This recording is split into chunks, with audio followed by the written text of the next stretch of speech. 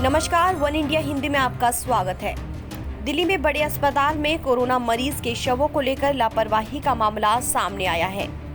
दिल्ली के लोकनायक अस्पताल में एक ही नाम के 2 शवों की अदला बदली हो गई, जिसके बाद दिल्ली गेट इलाके के रहने वाले कलामुद्दीन को अपने पिता का 2 बार अंतिम संस्कार करना पड़ा। एक बार उसने अनजान शख्स को पिता मानकर उन्हें दफना दिया, तो दूसरी बार अपने असली पिता का अंतिम संस्कार किया।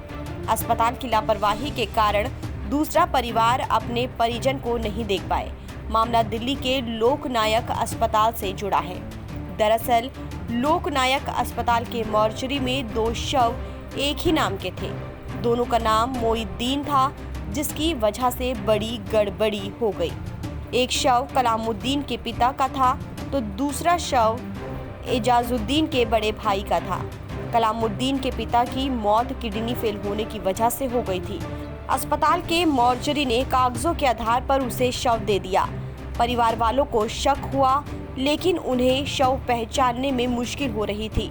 उन्हें लगा कि बीमारी की वजह से उनके पिता का चेहरा फूल गया है, इसलिए वो पहचान नहीं पा रहे हैं। उन्होंने शनिवार को अपने पिता को सुपुर्दे खाक कर दिया। वहीं अगले दिन अस्पताल की मॉर्चरी में जामा मस्जिद इलाके के रहने वाले एजाजुद्दीन पहुंचे और अपने भाई का शव मांगा।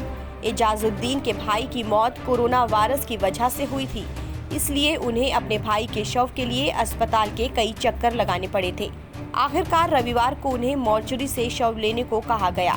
वहां पहुंचे तो अमीनुद्दीन हैरान रह गए, क्योंकि जो शव उन्हें दिया गया था वो उनके भाई का था ही नहीं। मॉर्चरी के कर्मचारी ने उनके भाई का शव किसी और को दे दिया था। इसके बाद एजाजुद्दीन ने कलामुद्दीन को फोन किया और पूरी बात बताई। कलामुद्दीन ने गलती से अपने पिता की जगह एजाजुद्दीन के भाई को दफना दिया।